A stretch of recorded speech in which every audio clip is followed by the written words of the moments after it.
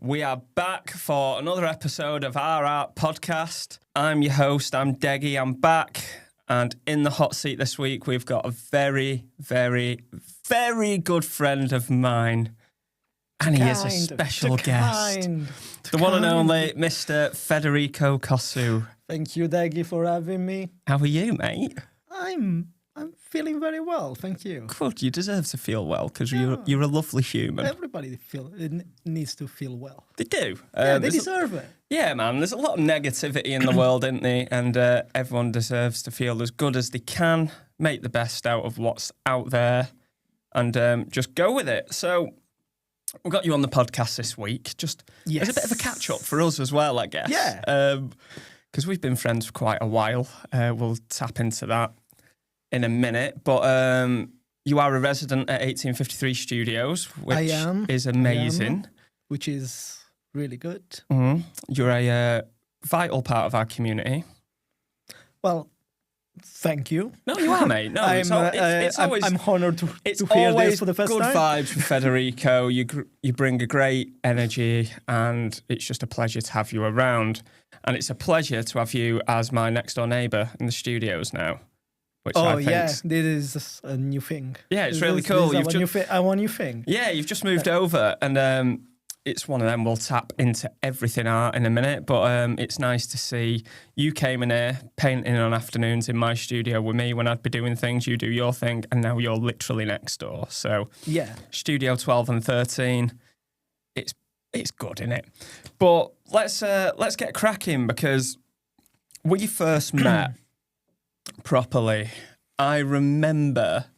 So my bandmates Charlie and Arjun was like, Deggy, you need to come to this gig in town tonight. And I was like, I really want to be there, but I've got tickets to watch Backyard Babies and the Wild Hearts that night. And that was on the 31st of January, 2020. And I remember it because my band's debut album came out on the same day. Yep. And you was playing at Big Ands, a loyal institute in Manchester that we all love. And I went Our Graceland. Huh? Our Graceland. It is our Graceland, you're right. And I remember I went up there after I went to watch Backyard Babies and the Wild Hearts, and I met you properly for the first time that night. Arjun and Charlie were just losing it. There was like, Deggy, I can't believe you missed Federico's band, Shiva May Care, were amazing, all this. And then I started listening to your band then, and I was like, yes, this is just what I need. This is a kick in the arse that I've wanted for ages. It was full-on action rock meets classic rock in there, meets punk rock, and I was like, this is just, yes, love this. Oh, and thank you. I remember you came to our record launch show the month after in a very, very cool, like, knee-length, leopard print furry jacket, and I was like, this guy... I don't have that jacket anymore. This guy has got... He's got a style. He's got steez. But, you know, like, when you're in Manchester... And you finally you can be 100% who you are. And you are surrounded by people who actually reflect that. Mm-hmm. It's just going to get worse and worse in the most positive way. And it's good. Influence it is good. To it's be fun. yourself. Yeah, exactly. It's great.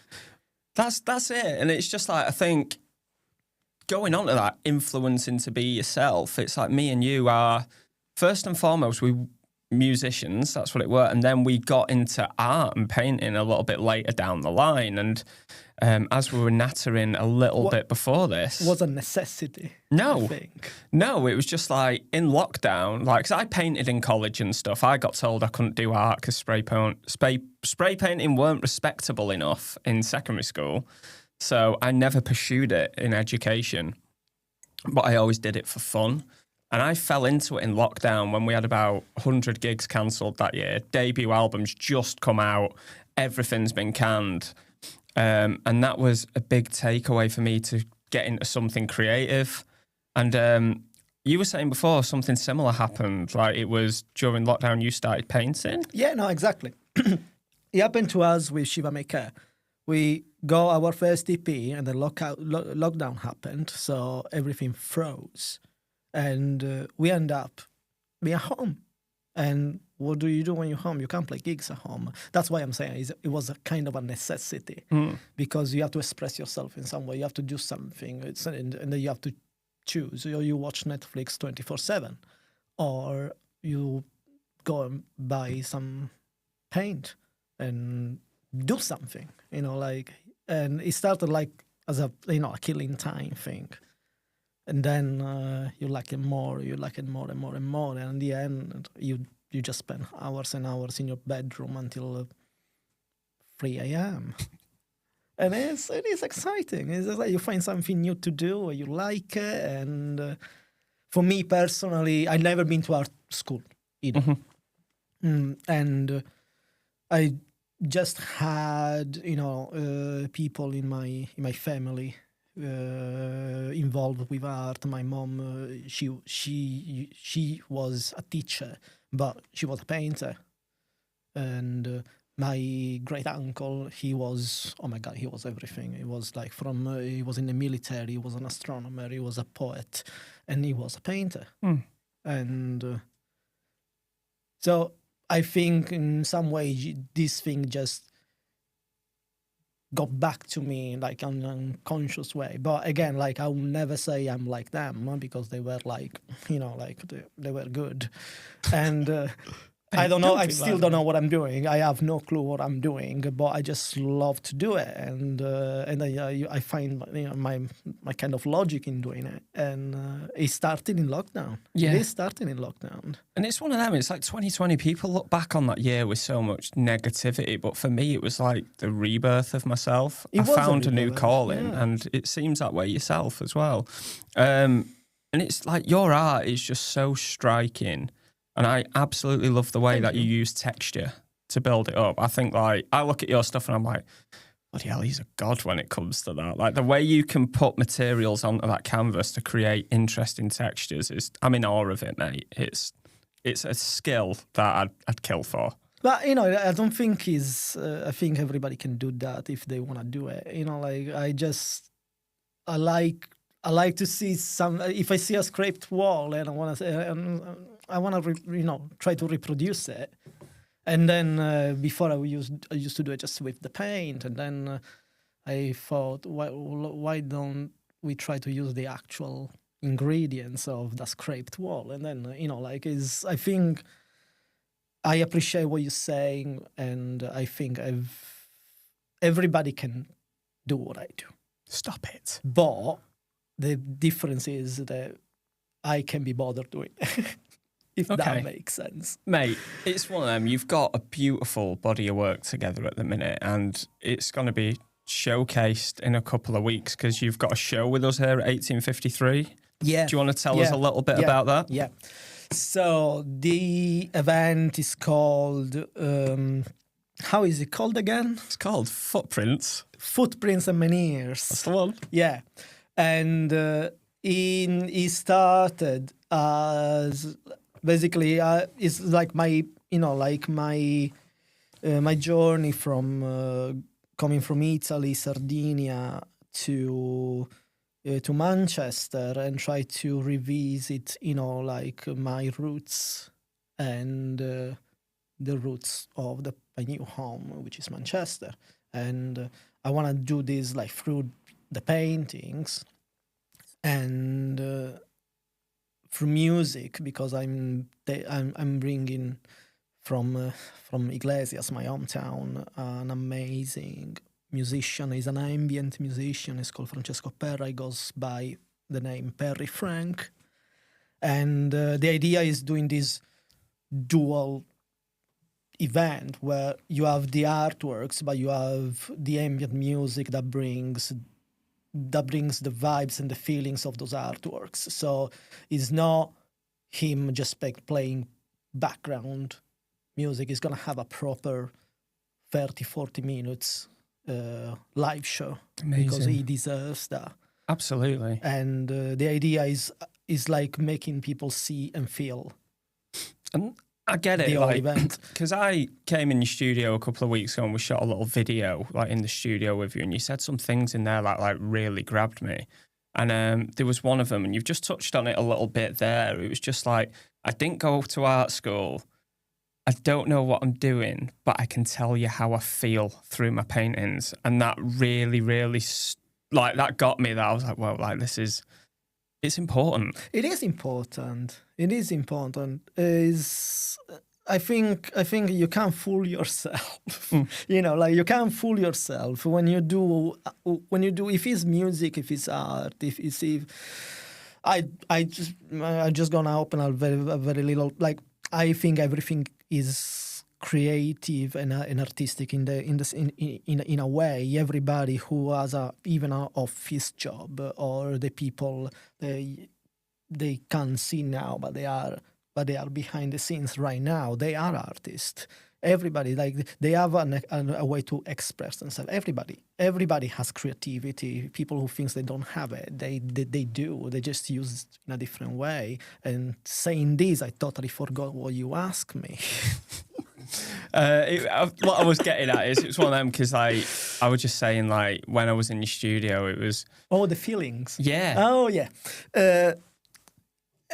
Is exactly that. Like, you just like, the things you do is, everything you do is a reflection of yourself, is a reflection of your karma, is a reflection of how you are.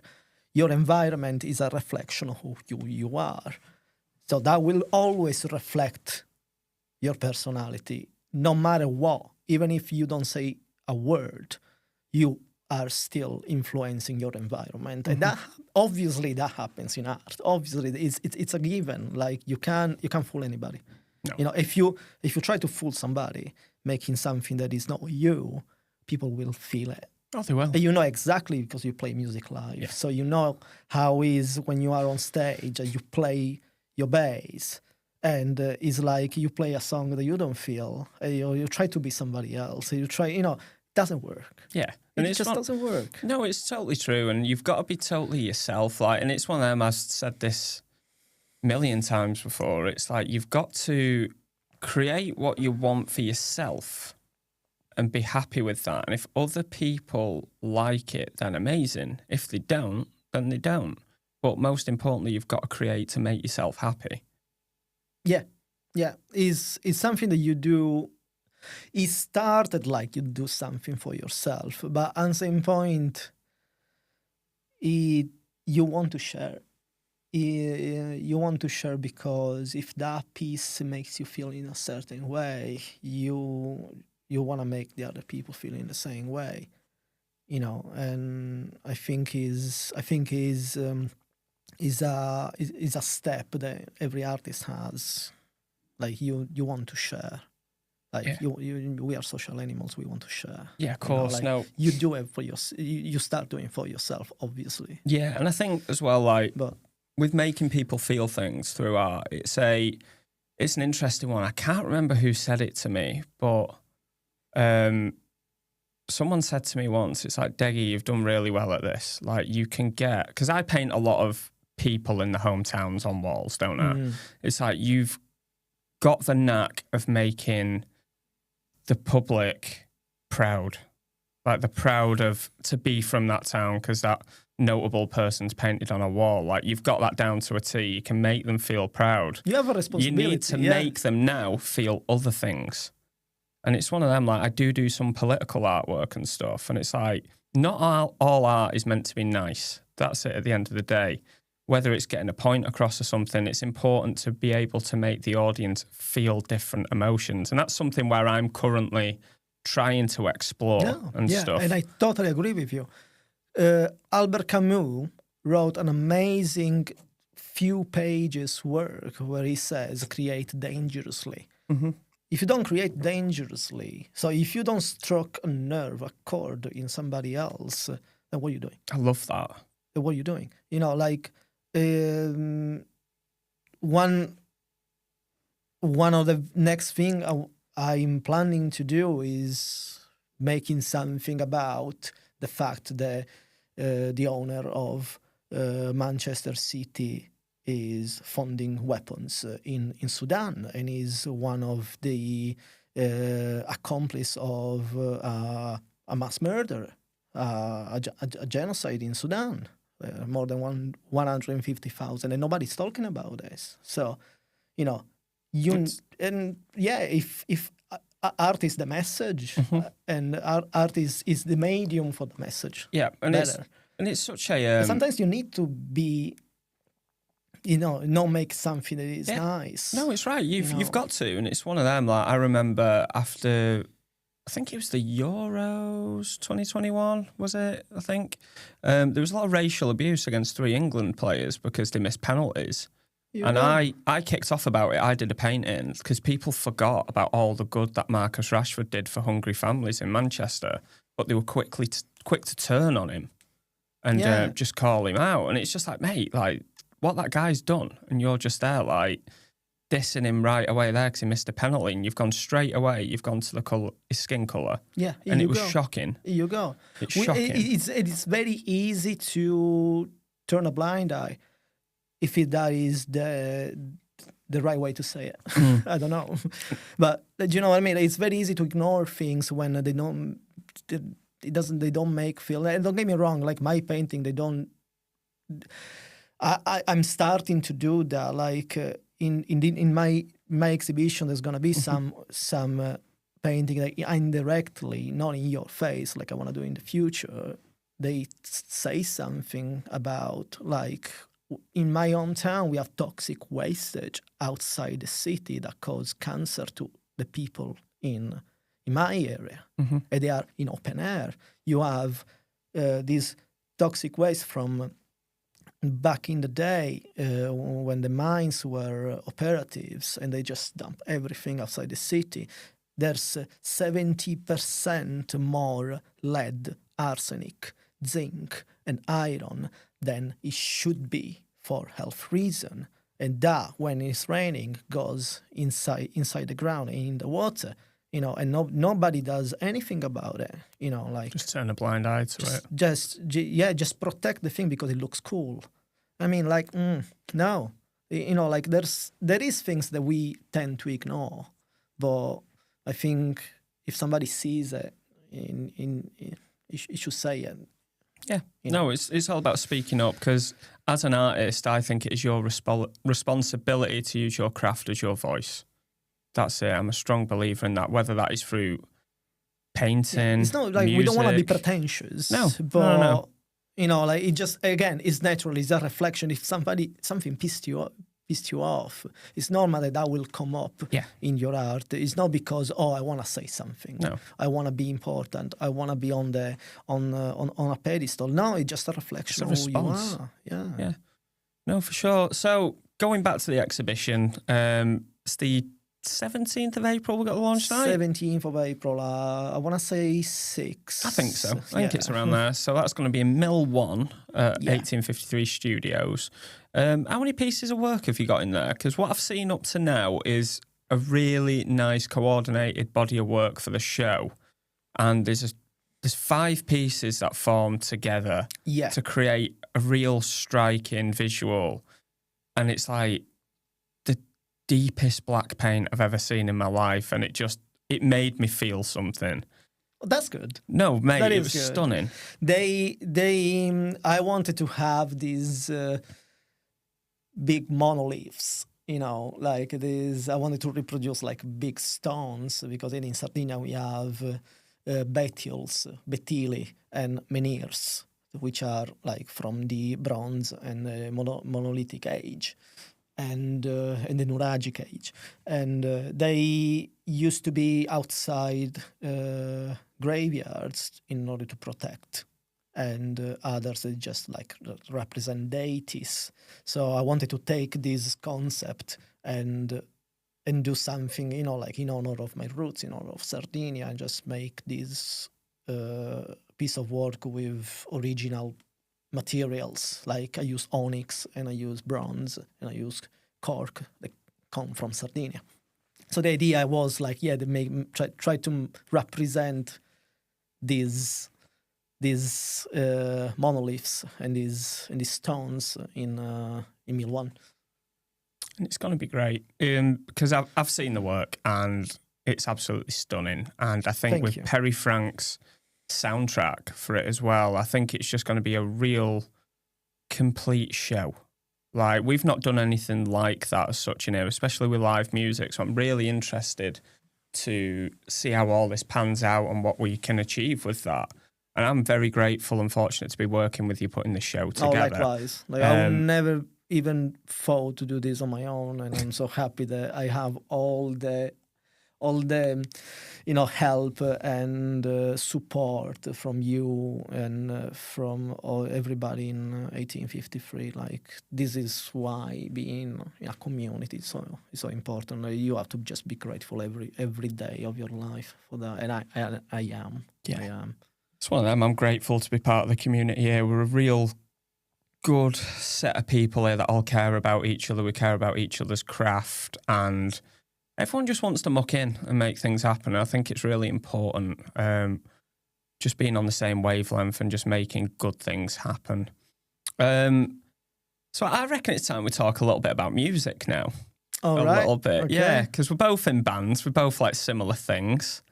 So where did the journey start for you? When did you fall in love with music? With music, oh my God. And who were the bands that got you in there? Because I've never actually asked you this, and I've known you for years. It's true, we never talk about this. I think it was when I was around 12, 12, and my brother Alberto was listening to The Clash. Mint. And when I heard The Clash, I say, what's going on? And I was like, I think that was worse than puberty. In the most positive possible way. Yeah. And yeah, I think that is the stepping stone. So, I think that was the moment. I would listen to Rock the Casbah by The Clash. What a song.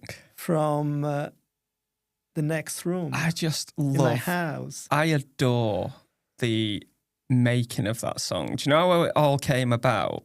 It's all Topperidon. Yeah, so Topper, the drummer in The Clash, had this jingle like on keys that he was messing around with, and the band were meant to be coming to the studio and they were late, so he was like, oh, okay, I'll just mess around. He laid something down, then a little bit after that, put a drum beat behind it. Oh, they're still not here, yeah, okay. Pick the bass up, put that on, and then they turn up eventually. And it's like, where have you been for the last few hours? Got this. And literally, Mick Jones had nothing to do because it was all tracked. So they used his Casio sports watch for the sound effects in there. Joe came and laid the rhythm guitar down. And the Clash's manager, I think it were, gave a bit of a bollocking to him because the songs were getting really long. And Joe went to the bathroom and wrote the lyrics for it in a couple of minutes with one of the best starting lines of any song.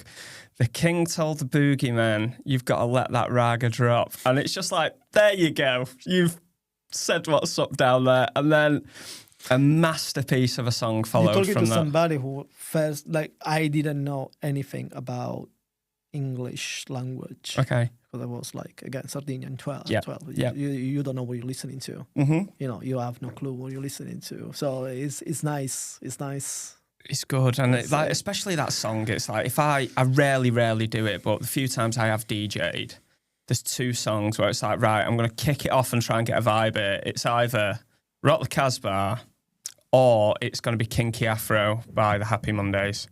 Like, they're the two. They're the two where it's like, drop it, see what the vibe's saying.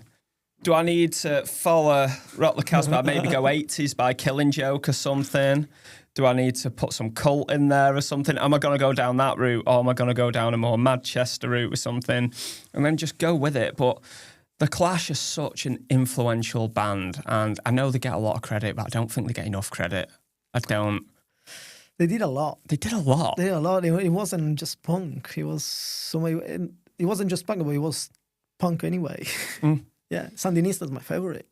It's great. What was your moment? Getting into music. There were quite a few, but there's three bands that really swayed me into music.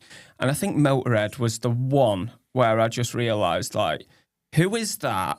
What are they doing? I need a bit of this. And then Turbo Negro, that was another band. They're a Scandinavian glam punk band. So it's kind of like, imagine The Sweet, but amped up a lot. Exactly. Oh, I love Turbo Negro. Don't get me wrong. I know you do. We've spoke at length. That's why we're friends, I think. You see, I come up with Turbo Negro, I think, several years after I discovered music in general. But, and I'm happy that you say Turbo Negro, because it was like, I can say I found my personality and my identity when I discovered Scandinavian rock and roll. And it was Turbo Negro, it was Baker Babies, Helicopters, Turbo Negro, The Hives. And they just do it right over there. They were just doing everything right. Like for me, like if I have to think about rock and roll, if I feel rock, that is what I go for. Yeah. Because they literally shaped me. Yeah. Like I remember being a teenager in my house, 2:00 in the morning, watching MTV, and it was like all metal, and it was like rock shows. It was just heavy metal and whatever it was, and then at some point, bang, Backyard Babies. The fuck are they? They were writing New York Dolls on the wall. I love New York Dolls, but this is sound better because it sound better. Yeah, it's raw, and it's just like and it was just exactly raw. Like it's just like the thing, like Motorhead. It's one of them. Like Lemmy is Lemmy. We know what Lemmy does, and that's it. He's a really underrated lyricist and songwriter in his own right. But it was like with Turbo Negro. When I got it, I was just there because it was. The output is so good. Like musically, them guys are phenomenal. But you look at them, they're wearing double denim, face full of makeup, with sailor hats and stuff. It's just like, how am I meant to take this seriously? But when you hear them play, it's just like, yeah, they know what's up. And then the other band that shaped me was The Cult. Oh, The Cult. I adore The Cult, and I just love... It's the artistic vision here. I think the partnership between Ian Astbury and Billy Duffy can rival anyone. Like, I put it up there with Jagger and Richards, Lennon and McCartney. Them, it's a match made in heaven, and you've just got to go through their back catalogue. They started out as a goth band. Then it moved a little bit more into stadium rock type thing. And then in the mid-90s, like the album with the ram's head on it, the goat, sorry, it got stripped back down again. And then they came back to Beyond Good and Evil. And that was kind of like, what is this? I have to say, Beyond Good and Evil is the way how I actually discovered The Cult. Wow, that's weird. Please adapt on this, because I adore this album. I'm an MTV child, and again, same shows. After Backyard Babies, after highlights by Backyard Babies, there will be The Cult, and like Rise was what a song! What a song! I discovered them like this, and I remember my brother taking me the piece, saying, "Oh, the old stuff is better. The old stuff is better. You shouldn't listen to this." And then I had to listen to the old stuff as well. But I say, still, Beyond Good and Evil is one of my favorite albums. Yeah, I'm just happy it got. And again, I love Dreamtime. I love Love. I'm not that keen on the hard rock moment of. Sorry, guys, I'm really not, but. Because I think, sometimes you need something deeper. Yeah, it's... I think with it as well, like, I'm so happy Beyond Good and Evil finally got vinyl release last year. It's become my favourite Cult album. It is amazing. It's incredible. That's everything. There is a bit of hint from, like Love. There is...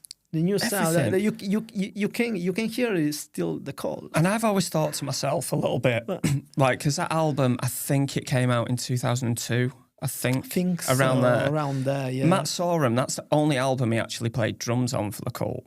And he went on to form Velvet Revolver, didn't he? I think, subconsciously or whatnot, Contraband by Velvet Revolver sounds very similar to Beyond Good and Evil. So I think that album influenced that there, and I don't think many people have picked up on it. You go and listen to Rise, for example. Go listen to Take the Power and stuff like that, and you'll know what I mean. Well, it was always like the early 2000s. That was the sound that people were Machine looking rock. for. We'll go with that. Yeah. But what a record. But just go into it. The Cult were a band not afraid to follow their heart and their creative vision. They started off as a goth band, then they moved into stadium rock in the mainstream where they really blew up. Yeah. Then they took it back to, I don't know, like this machine rocky era type thing. And then the last album they just brought out, Under the Midnight Sun, it's kind of like everything is like merged into one. And but you have to do that. Yeah, you know, but they've done it on their own terms. Yeah, but this is the thing. We were talking about Kiss before, and it was like, if you have to follow, like you can not change. You change every day. In 6 years, all your cells are dead and reborn. Do you know what I mean? You're not the same. Literally, you're not the same person. 100%. So, how your music is still the same? Mm-hmm. It can't. It can't. You can't. Like you. It's.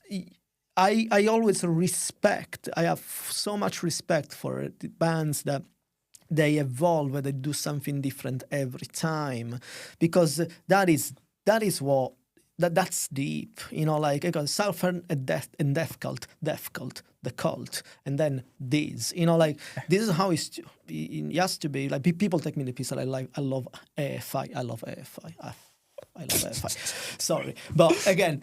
They started hardcore, and then now they are full new goth wave. Amazing! Like I love Porcupine Tree and Mars Volta. They do incredible stuff. They never the same. Like I love David Sylvian and Japan.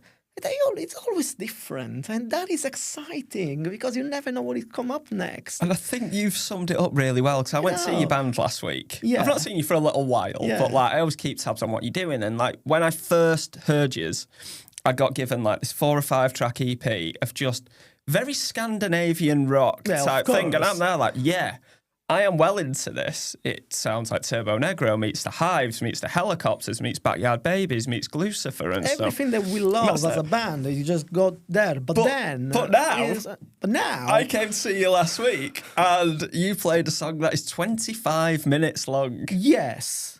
And you're not afraid to move with your like your style is not afraid to change, and influence shines through in there. No, it can be. Like we're not doing this to get famous. I think that train is not our train. I think like if it happens, it happens. But I don't think like we don't play for that. Mm-hmm. We play as you said before, something that you do for yourself, mm-hmm. and then you want to share it. So that is why we do gigs. But like, imagine if you were playing for pleasing people, try to repeat a formula. Like Status Quo. Yeah, or like... I love Status Quo, by the way. Or like, like the new... Or like Kiss, I'm sorry to say it. But, like, it doesn't work. At least, like, like, you need like, you feel in that way, you have to play that way. Yeah, I start listening, like, it's... my favorite songwriter is David Sylvian. The second one is Stephen Wilson. Like I my head cannot not think about it when I write songs. Like that happens. So at some point there is going to be an acoustic guitar. It's going to be something odd. But not because, I want to be edgy. No, it's just because it's natural. That's what happens. If the song is 25 minutes, it's going to be 25 minutes. But not because, I want to make a 25. No, it's just because... Let it be. Let it be what it has to be. And at some point, you just have to let it be. And that's it. It takes you on a journey. Yeah, it's a journey. Like you can't say, "Oh no," but we play rock and roll. No, we don't. We decide what to do. And again, there's no manager or label that's gonna tell you what to do. We're not in that position. Like if people will like it, they like it. Again, it's ourselves. It will be very wrong just to end up, I play blues, I play rock, so I have to play the riff, play the solo, chorus, and you're probably going to end up stop playing. Yeah. And people will stop listening to you because, one, there's so many other bands doing exactly the same, and then you can be a child of Instagram and Reels and say, how cool I am. And it doesn't. But is it who you are? No. Why pigeonhole yourself? That's it. Why put yourself into that thing? Why close it when you can open the box and do what you feel and explore with that? Because you can never learn too much. No. I remember when I was in Italy, and one thing they did right when I used to work for a hairdressing company, the motto was never stop learning. And it's true. It is true. It's true. It's a good piece of advice. Never be content. That's how I look. I always look for the next thing. Like, obviously, I'm happy when I've done something like that, but it's always like, what's next? You need that hunger to propel you to what is next. And that brings me to my next point. Like, once you've done the Footprints to Meniere's exhibition, you touched a little bit on an idea with the Man City owners. Like that's a little bit of an idea for art, where you're going to go for what's next. But like, what's next for Shiva May Care? Like, what's on the agenda there? What's the year looking like? The next step is making money. yeah. I mean, good. no, like, joke apart. Like, we need to raise some funds to record our new materials. What you heard in Grand Central a few weeks ago. So once we got the fund, I'm thinking to do like a GoFundMe as well. Good shout. And we're gonna record this album. It's gonna be released like step by steps, probably single by single, and it's called. If I remember how it's called, it's called. I don't remember how it's called, and it's all good. But like, is that is the next step? Yeah, that is the next step. It's one of them. I remember how it's called. It's called Younger Dryers Revival. There we go. Here we go. I remember though a couple of years ago, because we found ourselves in a bit of a similar boat. The new album was recorded, but we used all our money to record it, and we needed money to release it. And we was always skeptical. We never wanted to ask for anything. But in the end, I was like, guys, I think we should look at doing a crowdfunder, because at the end of the day, if we do a crowdfunder, that's fine. But you're taking your audience on a journey with you then, and people want to get on that bus. They want to come on the journey with you. They want to see things develop to the album coming out and the release show. And then there were certain things where it's like you could... but it's like, I hope that is gonna happen to us as well. It will happen, mate. Like I don't. You'll be surprised. I hate asking for money. I don't think we're begging, because we're gonna give something in return anyway. And I remember just last gig we played our second to last single, Falling Down, opening, and then good tune. And then thank you. It's a good tune. And then we did the new materials, and people were, buying the EPs, buying our merch. And I had to tell people, look, you can get it. It's nice. We play this song from this EP, but bear in mind all the others that no. And they were happy anyway, But I felt like I need to put this out. At some point, I need to put this out. So I think the plan is playing gigs and actually communicate this. Like, just, you don't have to be cool. Unfortunately, I can't play cool, Like, I will be on stage and say, guys, if you like to listen to this in your living room, we probably gonna need your help. Mate, that probably is gonna happen. I just love, I can't play cool. You are like the coolest person on stage. You've got a Les Paul Jr. slung low, and you're absolutely going for it. He's actually a Gordon Smith. I know, but for the consumer, it's easier to say that. For the consumer. Yeah, but it's one of them. So before we wrap it up, where can people find you for your art, and where can people find the band? And just one last plug for the exhibition, and then I think we're all good to go. Right. So they can find me on Instagram for at Shiva May Care and at Federico Cossu on Canvas. And that is the major thing for now. I'm planning to build a website, but at the moment, that is where they can find me. Step by step. Step by step. Baby steps. I always prefer emails, so Federico Cossu on Canvas at gmail.com. Nice. That's me. Amazing. And make sure to come to 1853 Studios, Mill 1 Gallery on Friday, the 17th of April at 6 p.m, where Federico will be having a wonderful show, Footprints to Meniere's, and Perry Frank will be providing the soundtrack there. It's going to be a really special night. And the show is going to be up for the weekend as well, isn't it? It's going to run to the 19th. It's going to run 3 days, yes. Amazing. So you've got a short window there to get it. Come down. You can have a brew. We'll look after you. And you'll have a lovely time. So thank you for coming on the show, Fed. Thank you, It's been a pleasure to catch up with my old friend and actually talk music for once. We've not done that for a bit. We never do that. We should. We should. I think we should go and put a record on and have a brew. That is a very wise decision. I think so. Let's do it. I'll see you all next week. Have a wonderful time. And I'm going to leave you with I'm going to leave you with a comment from a band I think you're going to hate. I don't hate anybody, Deggy. Called Skid Row.